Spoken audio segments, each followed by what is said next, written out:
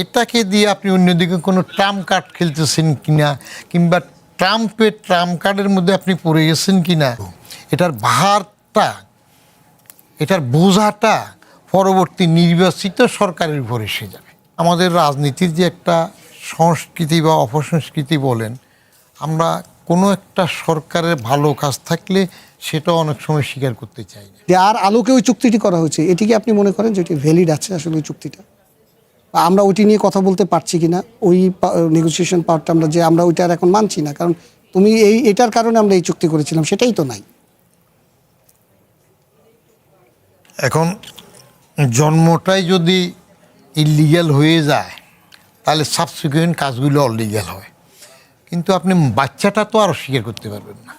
রাজনৈতিক নেতৃত্বের থেকে শুরু করে সুশীল সমাজ, আমলা কামলা, তাদের কি পরিমাণে ট্যাক্স ফাঁকি দিয়ে সেগুলো আমি দেখেছি। আপনি IMF-এর কাছে ধর্ণা দিচ্ছেন কেন? বেকায়দায় পড়েছেন বিদায়। তো এটাও বলবেন লিগ্যাসি হাসিনা করে গেছে। তো আপনি কখন হাত পাতেন? পাশে একজনের কাছে হাওলাত কখন চান? আমেরিকার উড়োজাহাজ নির্মাতা প্রতিষ্ঠান বোয়িংয়ের কাছ থেকে 14টি উড়োজাহাজ কেনার চূড়ান্ত চুক্তি সই করেছে বিমান বাংলাদেশ এয়ারলাইন্স। একসঙ্গে এত উড়োজাহাজ কেনার ঘটনা বাংলাদেশের ইতিহাসে এবারই প্রথম। এই বিশাল বিনিয়োগ কি শুধুই ব্যবসায়িক, নাকি এর পেছনে রয়েছে বড় কোনো রাজনৈতিক সমীকরণ? বাংলাদেশ কি আমেরিকার চাপে বোয়িং কিনতে বাধ্য হলো? আমেরিকার সঙ্গে প্রয়োজনীয় দর কষাকষি করতে পেরেছে কি বাংলাদেশ? আমাদের বিষয়টি শুনলেন। পুরো বিষয়টিতে যাবার আগে যদি আমি একটু সংক্ষেপে বলি যে এইটি আপনারা দুইজনই জানেন যে আমাদের একটি দীর্ঘ প্রক্রিয়া বা গত বলতে পারেন যে প্রায় 1 বছর ধরে একটি আলোচনা, যেটাকে আমেরিকা, বিশেষ করে ট্রাম্প যে একটি তিনি ট্যারিফ যুদ্ধ ঘোষণা করেছিলেন পুরো বিশ্বতে, সেই ধারাবাহিকতায় আমরা একটি বোয়িং কিনবো বলে একটি ঘোষণা দিলাম এবং একসাথে 25টি বোয়িং কিনবো, এরকম একটি ঘোষণা বিগত দিনে সাবেক বাণিজ্য সচিবের কাছ থেকে এসেছিল, যিনি সদ্য প্রয়াত হয়েছেন ম্যালেরিয়া রোগে আক্রান্ত হয়ে। তো এই পুরো বিষয়টিতে এবং তারপরে আমরা দ্রুততম সময়ের মধ্যে এটি একটি চূড়ান্ত রূপ লাভ করলো। আমি প্রথমেই জনাব বদিউর রহমানের কাছ থেকে জানতে চাচ্ছি যে আপনি এই চুক্তিটিকে এবং এই প্রক্রিয়াটিকে যত দ্রুততম সময়ের মধ্যে হলো, এটাকে কীভাবে ব্যাখ্যা করবেন? ধন্যবাদ। আমার কাছে এটা বেশি সুবিধাজনক মনে হয়নি প্রথম থেকেই। তার কারণ গরিবের ঘোড়া রোগ হওয়া কিংবা বড় মাস্তানের চাপের কাছে, বিশ্বমহলের কাছে একেবারে নুড়িয়ে পড়া, এটা আমার কাছে ভালো লাগেনি, এখনও ভালো লাগছে না। তার কারণ আমার সামর্থ্যের ব্যাপার আছে, আমার নিজস্ব শক্তি সামর্থ্য বিবেচনায় আমি কতটুক ইউটিলাইজ করতে পারবো, কতটুক আমার স্বার্থে কাজে লাগবে, সেটার বিষয় আছে। এখানে দুটো বিষয় বিবেচনা। একটা হইল বোয়িং হোক বিমান হোক, সেই বিমানটা আমি কতটুক ফলপ্রসূভাবে লাভজনকভাবে, এটা বিমানের পর্ষদ সদস্য আছেন, তিনি হয়তো আরও ভালো বলতে পারবেন। আমরা সবসময় তো দেখে আসি বিমান, তো আমি মোটামুটি চাকরির প্রথম থেকে দেখে আসতেছি, বলা হয় একটা স্লোগান ছিল, ছোট হয়ে আসছে পৃথিবী। তো এটা বিমানের পৃথিবী ছোট হয়ে আসছে, মেসেজটা ছিল বিমানের মাধ্যমে সবটা ছোট হবে। আসলে পরে আমরা কাজকর্মে দেখলাম যে বিমানের নিজের পৃথিবী ছোট হয়ে যাচ্ছে, ওইটা নিজের রুটগুলো ছোট হয়ে নিজের পৃথিবীটাই ছোট হয়ে যাচ্ছে। তার মধ্যে এজেন্টগুলো নিয়ে অনেক কেলেঙ্কারি, আবার ধরেন এমনি সিট খালি যায়, তারপরে অন্যরা টিকিট পায় না, এইসব কথাবার্তা আমরা সবসময় শুনে আসতেছি। তো আমি প্রথম প্রেসিডেন্ট জিয়ার আমলে বিমানের MD ছিলেন মান্নান সাহেব, সেই সময় ওনার থেকে একটু শুনেছিলাম যে যতটুক ক্যাপাসিটি তার বাইরে আমরা অনেক সময় লম্ফজম্প করি। করেন কেন? বলে যে এগুলা কিছু রাজনৈতিক সিদ্ধান্ত থাকে, কিছু বাইরে আমাদের সক্ষমতা দেখানোর জন্য হুঙ্কার ছাড়তে হয়। তো এবারও কি সেটা হইল কি না, এটা একটা সক্ষমতার বিচারে এটা দরকার ছিল কি না, এটা এখনও অস্পষ্ট। আপনি কতটুকু কাজে লাগাতে পারবেন, কতটুকু লাভজনক, সেটা হইল সক্ষমতার বিষয়। আর বাকিটা হইল এটাকে দিয়ে আপনি অন্যদিকে কোনো ট্রাম্প কার্ড খেলতেছেন কিনা, কিংবা ট্রাম্পের ট্রাম্প কার্ডের মধ্যে আপনি পড়ে গেছেন কি না সেটা দেখার বিষয় আছে, যে এটা না নিলে এটা হবে না, ওইটা নিলে এটা হবে না। যেমন চুক্তি যেটা করেছে, সে চুক্তি তো ইউনূস সরকারের করার কথা না। আমি না, বুঝি চুক্তিটা এই সরকারই করেছে। ও, আপনি বাণিজ্য না, চুক্তির কথা বলছেন। বাণিজ্যিক চুক্তিটা, সেই চুক্তিটাও তো তার এভাবে করার কথা না। কারণ সেই চুক্তি করার যে অসুবিধাগুলা বোঝাগুলা, সেগুলো তো একটা নির্বাচিত সরকারের উপর এসে গেছে। এইটা নিয়ে আমি আগে এক টকশোতে বলছিলাম যে ইউনূস সাহেব তো 2 দিনের যুগই বাতেরে অন্য বলবেন, ফটাফট অনেক কিছু করতে চাইবেন, কিন্তু এটার দায়গুলো, এটার ভারটা, এটার বোঝাটা পরবর্তী নির্বাচিত সরকারের উপর এসে যাবে। যেমন সে বাণিজ্য চুক্তি যদি এখন সংশোধন করতে হয়, তাহলে তো বাজাতের গলদগর্ম হতে হবে, কারণ মাস্তানকে সামাল দিতে আপনি বলতে চাচ্ছেন যে বিএনপি সরকারের উপরে এটা মানে চেপে বসেছে? ওটা চেপে বসেছে। এখন তারপরে ওটার কারণেই কি এই 14টা বোয়িংয়ে আসলো, সেটাও দেখার বিষয়। নাহলে হঠাৎ করে 14টা বোয়িংয়ের কথা কেন চলে আসতেছেন? কারণ মাত্র সরকারের 2 মাস হইল। এটা কি কোনো চুক্তি যখন হয়, যখন আমরা আসলে সিদ্ধান্ত নিয়ে কোনো চুক্তি করি যে আমরা এই কোম্পানির সাথে এই চুক্তি করব, তখন কি আসলে কোনো নেগোসিয়েশনের জায়গায় যাওয়া যায়? এই ক্ষেত্রে কি আপনার কাছে মনে হচ্ছে না যে আমরা এক ধরনের সিদ্ধান্ত নিয়ে তারপরে চুক্তির দিকে অগ্রসর হয়েছি? উনি তো রাষ্ট্রের স্বার্থে একটা মোক্ষম কথা বললেন, রাষ্ট্রের স্বার্থে অনেক কিছু করতে হয়। তো ওই ক্ষেত্রে আমাদের অপেক্ষা করা ছাড়া উপায় থাকবে না। বৃক্ষ তোমার নাম কি ফলে পরিচয়। কোনটা রাষ্ট্রের স্বার্থে, কোনটা কোনো গ্রুপের স্বার্থে, কোনটা ব্যক্তির স্বার্থে, এগুলা বুঝতে সময় লাগে। অনেক কিছু ক্ষমতায় থেকে যারা করে তখন বা এটা বের হয় না, পরে আস্তে আস্তে বের হয় কোনটা কিভাবে হয়েছে।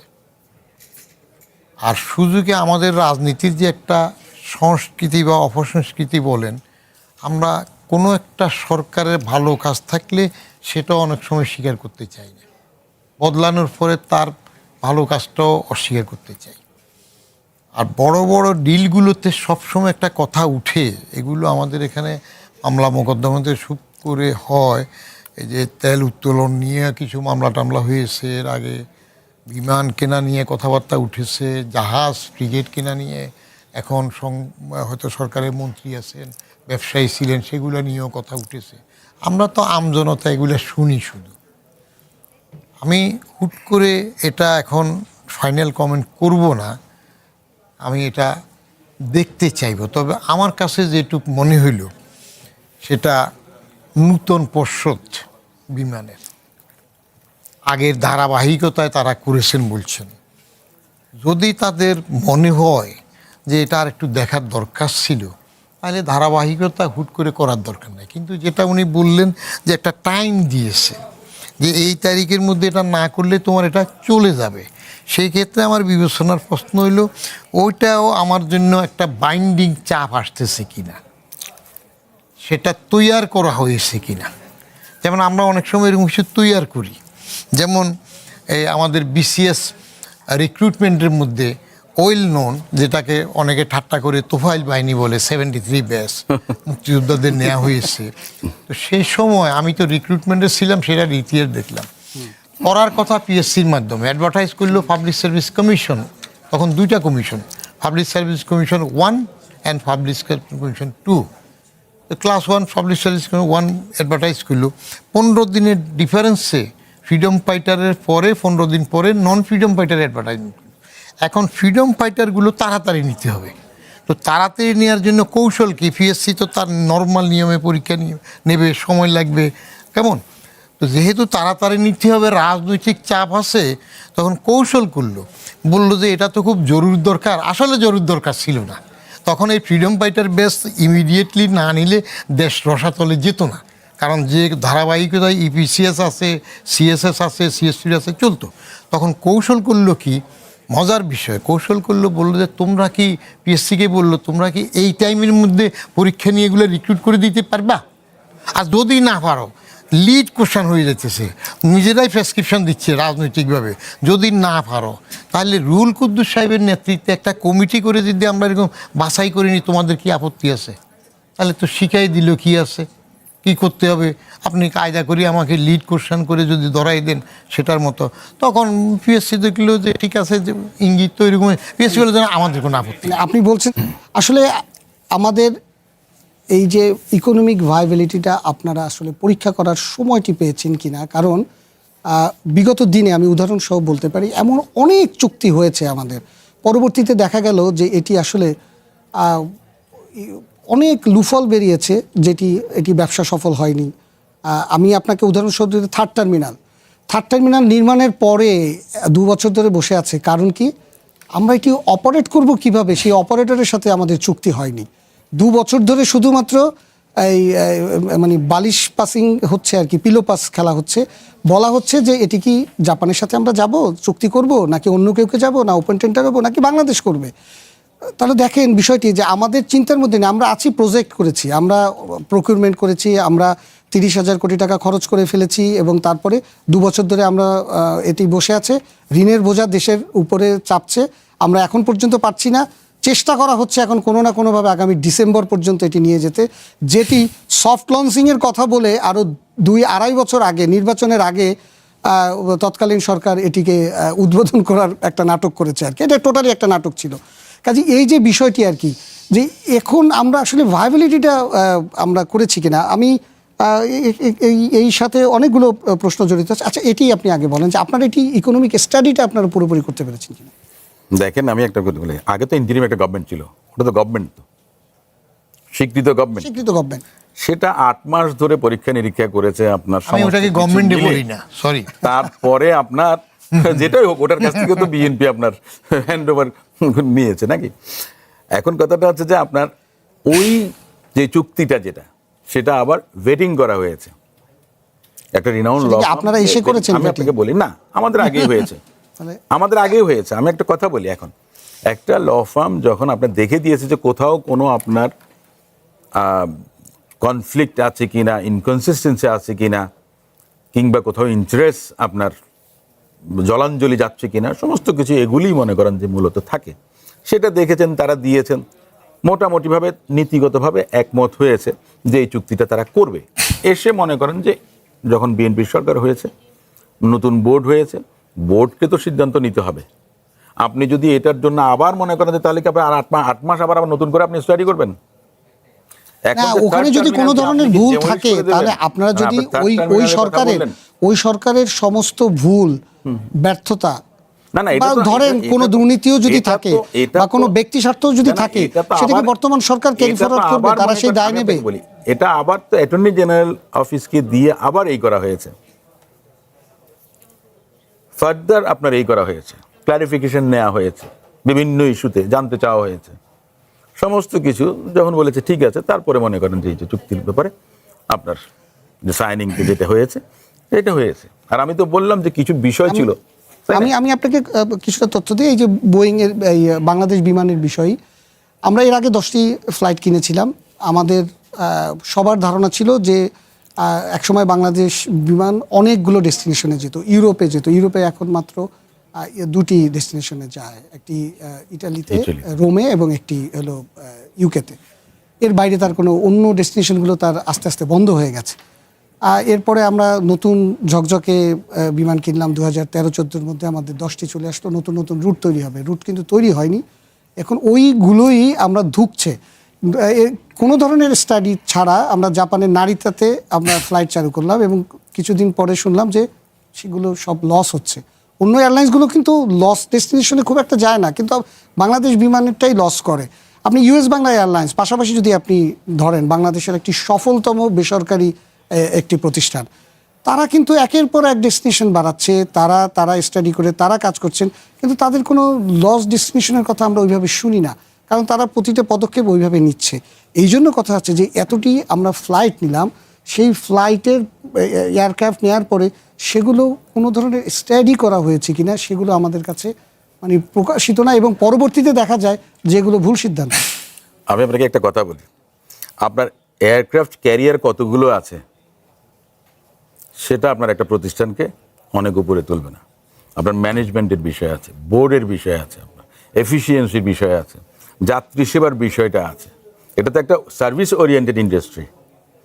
আপনার পাইলট ক্রুর পর্যাপ্ত নাই, বিমান বেতন দেয় কম। আপনি দেখেন ইউএস বাংলায় কত হয়, বিমান থেকে 40% উপরে মনে করেন যে চলে গেছে প্রাইভেট এয়ারলাইন্সগুলোতে। অনেকগুলো বিষয় আছে এখানে। আপনি তো শুধু যে আপনি এয়ারক্রাফট দেখছেন, আপনি দেখছেন আমি সেই গাড়ি আছে, ম্যানেজমেন্টের বিষয়ে আপনার আসবো। ড্রাইভার নাই। সেই আপনি ম্যানেজমেন্টের ড্রাইভিং বিষয়টি জানেন না। আরো বড়। এই জন্যই বললাম যে আপনার সামগ্রিকভাবে এই প্রতিষ্ঠানটাকে এটা ঢেলে সাজাতে হবে। সেই ম্যানেজমেন্টের বিষয়টি আমরা আসবো, যে আমরা আসলে বর্তমান সরকারের কাছে মানুষের প্রত্যাশা অনেক বেশি, আমরা কতটা ঢেলে সাজাতে পারছি। না, আপনি তো মাত্র হয়েছে বোর্ড, সেটাই, তারপরে নতুন এমডি এসেছেন, সেটাই বলছি। একটা সরকার এসছে, তারা তো তাদের সেই মতো করে জায়গায় কাজ করবে, সেটা আমার আরো কিছু পরে কিছু আসবে। বিষয় প্রশ্ন আছে, আমি আপনার কাছে পরে সেই প্রশ্নটি নিয়ে আসছি। আমেরিকার সাথে আমাদের যে চুক্তিটি আছে, আমাদের এখন বিভিন্ন ইস্যুতে আমরা দেখতে পাই বাণিজ্য চুক্তি যেটা আছে আর কি, যেটি কিন্তু ইন্টারিম সরকার করেছে, এবং সেই জায়গাটিতে আমরা কি ওই জায়গাটা, যেহেতু ওটি ওখানকার আদালতে এরই মধ্যে ওটিকে অবৈধ ঘোষণা করেছে, তারপরে আমরা যার আলোকে ওই চুক্তিটি করা হয়েছে, এটিকে আপনি মনে করেন যে এটি ভ্যালিড আছে আসলে ওই চুক্তিটা? আমরা ওইটি নিয়ে কথা বলতে পারছি কিনা, ওই নেগোসিয়েশন পাওয়ারটা আমরা ওইটার এখন মানছি না, কারণ তুমি এটার কারণে আমরা এই চুক্তি করেছিলাম, সেটাই তো নাই। এখন জন্মটাই যদি ইলিগ্যাল হয়ে যায়, তাহলে সাবসিকুয়েন্ট কাজগুলো অলিগ্যাল হয়। কিন্তু আপনি বাচ্চাটা তো আর অস্বীকার করতে পারবেন না। কাজই আসে নাই, রেজিস্ট্রেশন হয় নাই, মৌলবি আসে নাই, কলেমা পড়ায় নাই, কিন্তু বাচ্চা তো পয়দা হয়ে গেছে। সে বাচ্চাকে হয়েছে, হ্যাঁ, সে বাচ্চা পয়দা হয়ে গেলে ওই বাচ্চাকে আপনি ডিজন করবেন কেমনে? বড় হয়তো কাঠমোল্লার ভাষায় বলবেন এটা জারজ বা এটা বলবেন। এই জন্য আপনি বলতে চাচ্ছেন যে চুক্তি করার আগে এই জন্য 10 বার ভাবা উচিত যে ওইটা। অবশ্যই আমি তো মনে করি যে এখন যেটা ধারাবাহিকতা আসছে, একটা গভর্নমেন্ট ইজ এ কন্টিনিউটি। আগের গভর্নমেন্ট যদি ওয়ার্থলেস হয়, যেমন আমি ইউনুস গভর্নমেন্টকে বলি দ্য ওয়ার্স্টেস্ট গভর্নমেন্ট, এটা একটা গভর্নমেন্টের মধ্যেও পড়ে না, শুধু একটা ভোট করে নিজের স্কিন সেভ করে চলে গেছে। বাট লন্ডনে যে ললিপপ দড়িয়েছে, সেখানে কি কি আলাপ হয়েছে, গিভ অ্যান্ড টেক কার কি হইল। তারেক সাহেব আসছে 25শে ডিসেম্বর, উনি তখন পার্টি ভারপ্রাপ্ত প্রধান, মা মারা যাওয়ার আগ পর্যন্ত ভারপ্রাপ্ত প্রধান। তাকে যেভাবে এয়ারপোর্ট থেকে 60 ফিট পর্যন্ত নিতে 2.5-3 ঘন্টা লাগলেন, পুরো ফোর্স কর্ডনিং করে আনলো। সেটা তো তার নিরাপত্তার ইস্যু ছিল। নিরাপত্তা ইস্যু তো এরকম লাগে না। নিরাপত্তা ইস্যু আপনার স্মার্ট 8-10টা জিপ গাড়ি দিয়ে ফুট করেও নিয়ে আসা যায়। হ্যাঁ, অত নিরাপত্তা ছিল, ওইখান থেকে হেলিকপ্টার এখানে নিয়ে আসা যায়। এইগুলোর মধ্যে শানে নজুল থাকে। আমি একটা তো বলার পরে অনেকে আমার অসন্তুষ্ট হয়েছে, আমার তো ওই বুদ্ধিশুদ্ধি কম বলে ফেলি। আমি তখন বলছিলাম যে এটা কি এমন কোনো প্ল্যান ছিল যে ইউনুস সাহেব তাকে এইভাবে একটা অনার দেবেন, যে ঠিক আছে তেজগাঁ এয়ারপোর্ট থেকে বঙ্গবন্ধু রমনা রেস করছে, আসতে 2.5 ঘন্টা লাগছে, কেমন? তো এইটা যদি 2.5 ঘন্টার বেশি না হয় কেমন হয়? যেমন ইউনুস সাহেবের এখন প্রোটেকশন দিচ্ছে, ইউনুস সাহেবকে প্রোটেকশন দিচ্ছে, সাবেক প্রধানমন্ত্রী রাষ্ট্রপতি প্রোটেকশন পায় না, এসএসএফের প্রোটেকশন শোয়াচ্ছে, কেমন আসতেছে পায়। কিন্তু এইগুলো অ্যারেঞ্জ গেমের অংশ কিনা? একজনের সাথে দেখা করলো, 133টা অর্ডিন্যান্স 98টা পাস হইল, কিন্তু ইউনুস সাহেব 4টা পাস করায় নিচ্ছেন, তার গ্রামীণটা পাস হয়ে গেছে, ওগারে যেটা করছে। তো এইগুলোতে আমার তো যেটা মনে হয় যে বিএনপি বাজার, যেটা আমি বাংলায় বলি, তারা যদি এইরকম কোনো অ্যারেঞ্জড এবং লিগাসি আফোল্ড করতে যায়, তাহলে আলটিমেটলি ক্ষতিটা তাদের হবে। কারণ জনগণ, আমজনতা বিবেচনা করার সময় বলবে, আপনি এসে যখন দেখলেন এটা ভুল হয়েছে, যেমন এই বোর্ড পরীক্ষা করতে পারে নাই, 20 তারিখের মধ্যে একটা ডেডলাইন থাকে, যে তাই হোক ডেডলাইন থাকে, না হলে হবে না। ওইটার তো যে কোনো বাণিজ্য চুক্তি গিলানোর একটা টোপ থাকে, প্রেশার থাকে, কেমন? সেই প্রেশারগুলোর মধ্যে যাই অনেক সময় নিয়ম মানে না। যেমন ছোট্ট উদাহরণ দিই, আমাদের আয়কর আইন আছে 2023, কেমন? তো 23-এর আয়কর আইন হয়েছে আগের এরশাদের ইনকাম ট্যাক্স আইন হয়েছে, সে আইনের মধ্যে একটা কর দিবস সৃষ্টি করা হয়েছে 30শে নভেম্বর, এবং কর দেওয়ার ব্যক্তি শ্রেণীর কর দেওয়ার জন্য 30শে নভেম্বরটা লাস্ট ডেট, অন্য কিছু ব্যতিক্রমের ক্লজগুলো ছাড়া। তো এই 30শে নভেম্বর বাড়তে বাড়তে এখনও তো চলতেছে, আরেক নম্বর বয়সে কেন, এটা কোন ক্ষমতায় করছে? ক্ষমতা নাই। আয়কর আইনে 334 দ্বারা যে 4টা কথা বলা আছে, অতিমারি, মহামারী, প্রাকৃতিক দুর্যোগ, যদি সরকার এরকম ঘোষণা করে তাহলে শুধু বোর্ডের অনুমোদন করা, তো তা হচ্ছে না। যেমন তো একটা ধরেন প্রশাসনিক ইস্যু, আচ্ছা, প্রশাসনিক ইস্যু না, আইন ভায়োলেট করে প্রশাসনিক হচ্ছে। ঠিক এখানেও আইন ভায়োলেট করে আপনি আইন করবেন, আইন ফলো করবেন না, তাহলে আইনের প্রতি শ্রদ্ধা থাকবে না। তো এখানে নতুন বোর্ড যদি তার চোখে পড়ে বা তাড়াহুড়া করে ধারাবাহিকতা হয়, তাহলে তো ওনারা এটাকে একটু সময় নিতে পারতেন। তারা ওন করছে, আচ্ছা, ওন করছে বলতেছে কোন আবার firm, legal firm, law firm. আরে ওই সময়ের ইন্টারিম গভর্নমেন্ট তো এটা অ্যারেঞ্জ, কারণ ইউনুস যেটা করছে, আমি সবসময় যেটা বলি সেটা হলো এগুলা তো কান্ট্রির বিবেচনা করে করেছে আমার মনে হয় না, ভায়োলেন্স করছে, গুন্ডামি শিখাই দিছে, জেনারেশন নষ্ট করেছে। তো সেটার মধ্যে যে এটা ঘটবে না, কিন্তু দায় পড়তেছে এখন ইলেকটেড গভর্নমেন্টের উপর। না, আপনার কাছে না, আপনি যেটা বলতেছিলেন যে মানে এই যে বোর্ড সময় পায়নি, বিএনপি সরকার গঠনের পর যে বিমান মন্ত্রণালয়, তারপর আপনার সেখানে তাদের তো স্টাফরা আছেন, তো তাদের ডিরেক্টর, এমডি, তাদের, তাই না, এটা পাবলিক সব লিমিটেড কিছু কোম্পানি, তো মিলিয়ে গভর্নমেন্ট ওন পাবলিক আপনার- লিমিটেড ঠিক আছে, কোম্পানি। তারপরে তো যেটা আসে, যে কথাটা বললাম যে পাবলিক লিমিটেড কোম্পানি আপনার বোর্ডের কাছে আসবে, বোর্ড যথেষ্ট আপনার দেখে শুনে, যার কারণে কিছু কিছু বিষয়ে আপনার কোয়ারি ছিল, যার কারণে আমি যে কথা বললাম যে অ্যাটর্নি জেনারেল অফিসে সেটা পাঠিয়েছে অ্যাটর্নি জেনারেলের মতামতের জন্য। না, ওই সেটাই এখন বললাম কথাটা যে হচ্ছে যে আপনার যে সব ইস্যুসটাই বড় ভাই আপনারা যেটা কোয়ারি বললেন, করেছেন। হ্যাঁ। আমার যেটা এত বড় একটা চুক্তি, এই কোয়ারিগুলো এই 5 দিনের মধ্যে অ্যাটর্নি জেনারেল, আপনাকে যদি আমি বলি আপনার বক্তব্য অনুযায়ী, আপনারা ল ফার্মের দিকে, পরে অ্যাটর্নি জেনারেলের কাছে, মানে 45,000 কোটি টাকার একটা চুক্তি 5 দিনের মধ্যে এটি দেখে, এত দ্রুততম সময়ের আমি তো মধ্যে আপনাকে দেখে বললাম যে তাকে vetting, এর আগে তো ইন্টারিম গভর্নমেন্টের 8 মাস ছিল। তো আপনি তো এখন আপনি যে বললে যে আপনি যে আমি শুধুমাত্র আপনাদের এই বোর্ডের উপরে ফোকাসটা করছি আর কি, যে আপনারা কনভিন্স কিনা। এটা কন্টিনিউ করে এসছে, এটা একটা কন্টিনিউশন, এটা একটা প্রসেসের মধ্যে দিয়ে এসছে।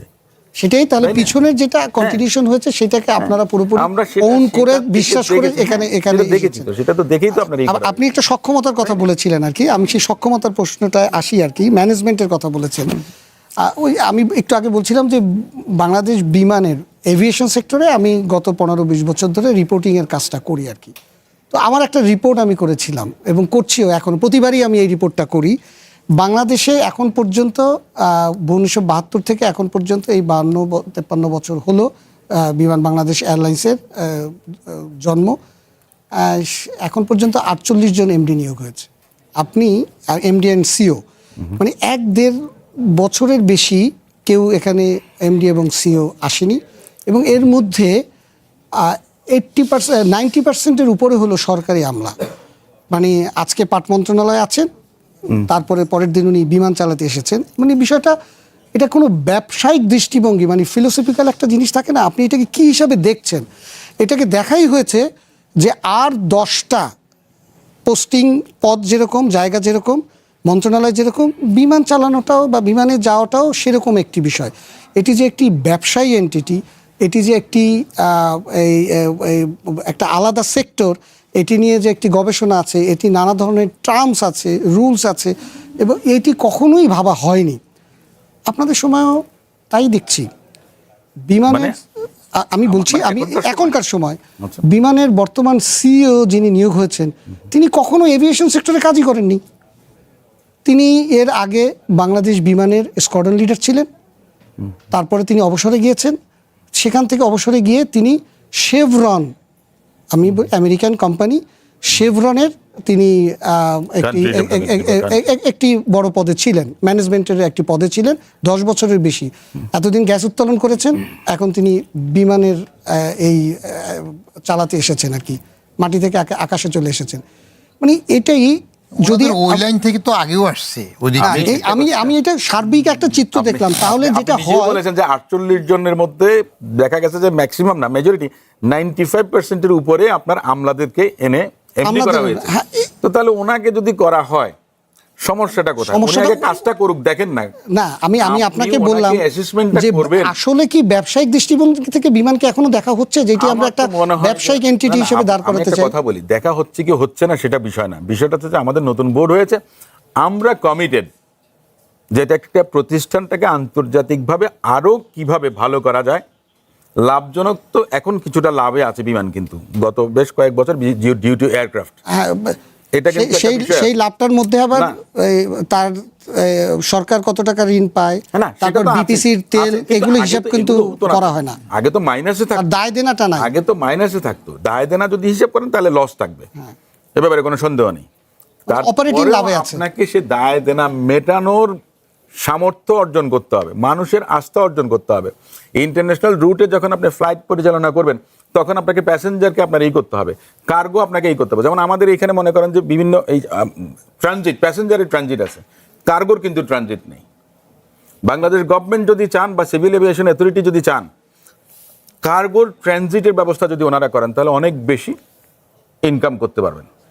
এখন থার্ড টার্মিনাল হচ্ছে, আপনার আপনার যেই টার্মিনাল এই যে হ্যান্ডলিং করবেন বা অনেক কিছু আছে, যেমন বিদেশিদেরকে কাছে দেওয়া হবে বা এই জাতীয় কিছু। আগে তো একজন এমডি, বিদেশ থেকে একজন এমডিও তো আনা হয়েছিল, কিন্তু তিনি তো তেমন কোনো কিছু আপনার আউটপুট দিতে পারেননি। দীর্ঘক্ষণ ধরে এই বিমান নিয়ে আলোচনা করেছি। আমি বদরুর রহমান আপনার কাছে জানতে চাই যে এই সরকার ক্ষমতায় আসার পরে এক ধরনের ওয়েলফেয়ার স্টেটের একটা চিত্র আমরা দেখেছি। সরকার বেশ কিছু জনকল্যাণমূলক কর্মকাণ্ড যেটি আমরা ওয়েস্টার্ন ওয়ার্ল্ডে দেখি, তার পিছিয়ে পড়া জনগোষ্ঠীকে সামনে নিয়ে আসার জন্য ভর্তুকি দেয়া, তাদেরকে নানা ধরনের সাবসিডাইজ করা, তার ভবিষ্যৎ প্রজন্ম যাতে করে সামনে এগিয়ে যেতে পারে। আপনি উন্নত বিশ্বগুলো দেখবেন যে বাচ্চাদের জন্য সাবসিডাইজ ফুডের ব্যবস্থা করা হয়, ফুড কার্ড করে দেওয়া হয়, তারা যাতে সুপার শপে গিয়েই বিনা পয়সায় বাবা মারা তার বাচ্চার জন্য হেলদি ফুড কিনতে পারে। এ ধরনের অনেক আইডিয়া এখানে আমরা দেখলাম। আমরা ফ্যামিলি কার্ড দেখলাম, যেখানে বলা হচ্ছে যে 37,814টি পরিবারকে ফ্যামিলি কার্ডের আওতায় আনা হয়েছে এবং পর্যায়ক্রমে 4 কোটি ফ্যামিলিকে নিয়ে আসতে হবে এবং এই জন্য ব্যয় হবে 1,34,000 কোটি টাকা। কৃষি কার্ডের কথা আমরা শুনেছি এরই মধ্যে।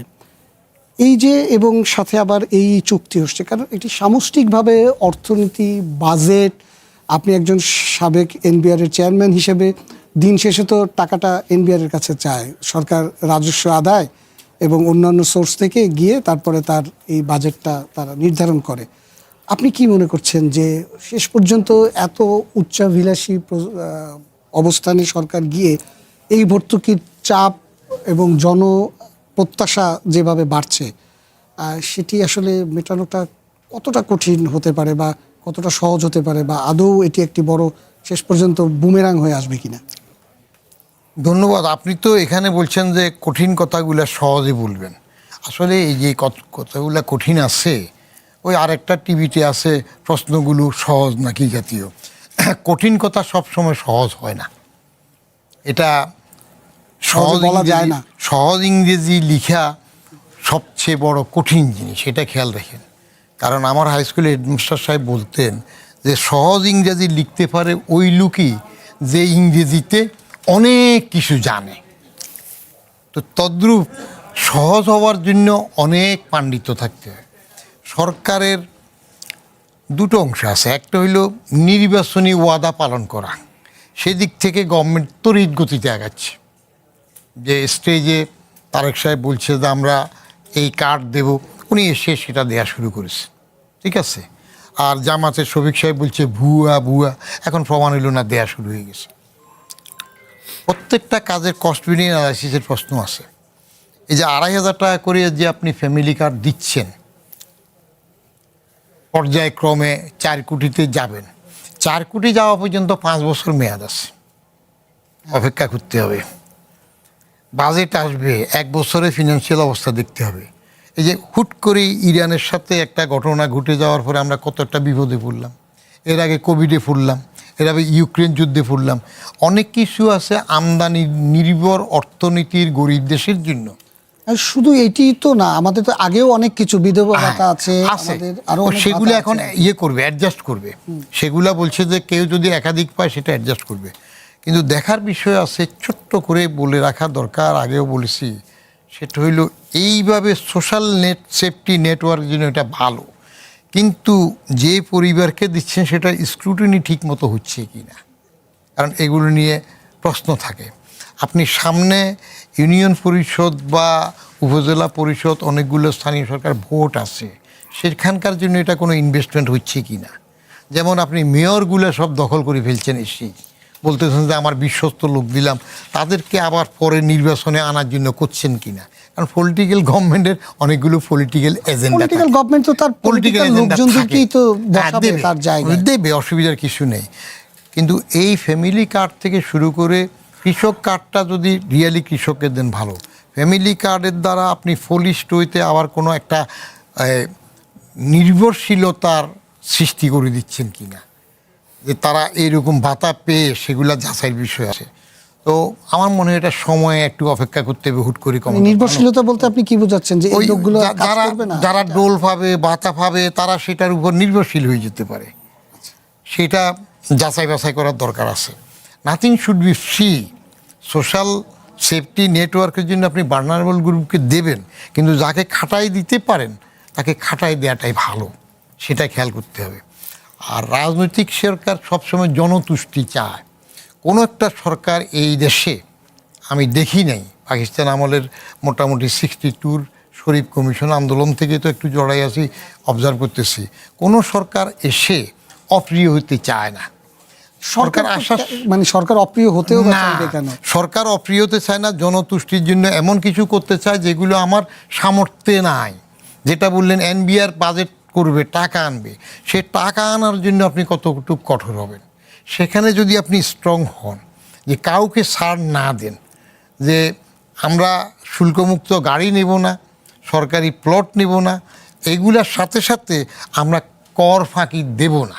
কারণ আগে তো আমরা সরকারগুলোতে দেখেছি, আমি মাঝে মাঝে আক্ষেপ করি, বলি, আমার তো হতাশ হয় না, আশাবাদী মানুষ। সেটা হলো এনবিআরের চেয়ারম্যান হওয়ার কারণে আমার একটা পরিচিতি হয়েছে, কিন্তু আমি ভদ্রলোকদের চেহারা দেখেছি। রাজনৈতিক নেতৃত্বের থেকে শুরু করে সুশীল সমাজ, আমলা কামলা, তাদের কি পরিমাণে ট্যাক্স ফাঁকি দেয় সেগুলো আমি দেখেছি। আপনি কি মনে করেন যে এনবিআর এখন শক্ত না হলে এটি বাস্তবায়ন করাটা খুব মুশকিল হবে? অর্থ কোথার থেকে আসবে? আপনি আইএমএফের কাছে ধর্ণা দিচ্ছেন কেন? বেকায়দায় পড়েছেন বিদায়। তো এটাও বলবেন লিগ্যাসি হাসিনা করে গেছে। তো আপনি কখন হাত পাতেন? পাশে একজনের কাছে হাওলাত কখন চান? যখন আপনি পারেন না। তার মানে আপনি 55 বছরেও নিজের অর্থনীতি ভালো করতে পারেন নাই। এই 55 বছরেও আপনি ট্যাক্স জিডিপি রেশিও নেপালের থেকেও তো নিচে রয়ে গেলেন। তো দেয়ার লাইজ দ্য ট্র্যাজেডি। সময় একেবারে শেষের দিকে, আপনারা কতটা আশাবাদী যে এই যে সরকারের এতগুলো প্রজেক্ট নেওয়া হয়েছে এবং নিশ্চয়ই এটারই একটি ইকোনমিক হিসেব করে রাখা হয়েছে? আমি একটু ব্যাকগ্রাউন্ডটা একটু বলি। সেটা হচ্ছে যে আমি নিজেও, স্যার বা বড় ভাই যে কথাটা বললেন যে সেফটি, সোশ্যাল সেফটি নেটওয়ার্ক যেটা আছে, এটা অন্যদিকে নির্ভরশীল করে ফেলে কিনা, এগুলো একটা বিষয় থাকে। আমাদের দেশের মানুষের টেন্ডেন্সি কিন্তু এরকম, বসে বসে মাগনা পাইলে আলকাতরাও ভালো, একটা কথা আছে না, এরকম। ইউরোপের যে সমস্ত দেশে আপনার এই যে ভাতাগুলো, অনেক ধরনের ভাতা আছে, ইভেন দ্য চাইল্ড বেনিফিট। আপনার ইউকেতে যদি আপনি মিলিয়নিয়ার বিলিয়নিয়ারও হন, আপনি চাইলে আপনি চাইল্ড বেনিফিট নিতে পারবেন, you are allowed, you are entitled. এটা ইউরোপের অন্যান্য সামর্থ্য আছে, তাই না? কি না, ওটা না, মানে আপনার সামর্থ্য থাকলেও আপনি যদি চান তাও আপনাকে দেবে না। ওই কান্ট্রি, দেশের সরকারের সামর্থ্য কেন আছে? তাদের সেখানে তো সবারই আপনার মনে করেন যে ট্যাক্সের এই দিতে হয়, কারণ ডিরেক্ট ট্যাক্সটা কেটে নিয়ে চলে যায় স্যালারি, একেবারে, তাই না? তাহলে আপনি ফাঁকি দেওয়ার কোনো কারণ নেই। আপনি বেতন যা পাবেন আপনার ওই সিলিং এর উপরে 40% কারো, 20% কারো, এরকম। এটি আরো একটি দীর্ঘ আলোচনা হয়তো আমরা করতে পারবো, কিন্তু বলে রাখি যে আমাদের জনগোষ্ঠীর একটি বড় অংশ, আমাদের জনগোষ্ঠীর একটি বড় অংশ, ব্যবসায়িকদের একটি বড় অংশ এখনো ট্যাক্সের নেটওয়ার্কের একেবারে বাইরে। সেটি একটি বড় ভাবনার বিষয়। নেটওয়ার্কের মধ্যে থেকেও আপনার তো অনেকে তো আপনার কত দেন, ইভেন্টটা কিভাবে করেন? আজকে আমাদের শেষ করতে হচ্ছে, আজকের মতো এখানেই শেষ করছি।